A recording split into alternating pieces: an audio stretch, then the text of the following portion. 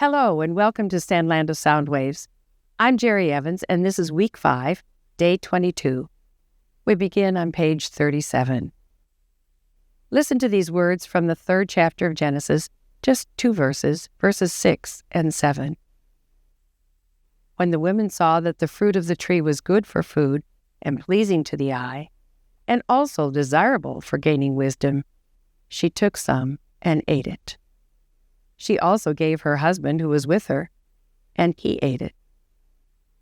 Then the eyes of both of them were opened, and they realized they were naked. So they sewed fig leaves together and made covering for themselves.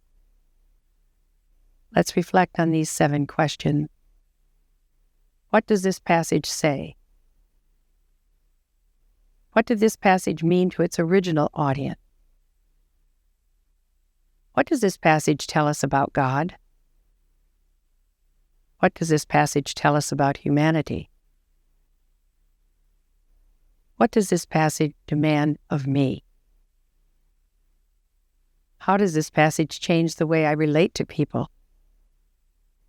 And what does this passage prompt me to pray to God? Now let's read a brief devotional regarding these words. The Bible gives 3 reasons the woman listened to Satan and ate the fruit of the one forbidden tree. Number 1, the fruit was good for food. Number 2, it was a delight for the eyes. And number 3, it was desirable for wisdom. She trusted in her own assessment of the situation rather than trusting God's word.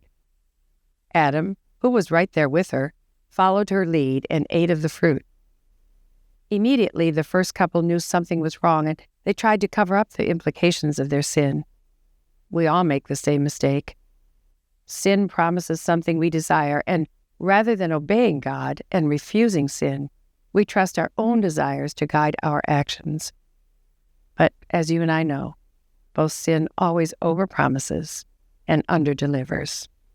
And once we've sinned, we recognize that we've messed up. We'd all be better off if we could simply hear God's word, trust His wisdom, and do what He said. Thank you for joining us, and please tune in tomorrow as we continue this journey.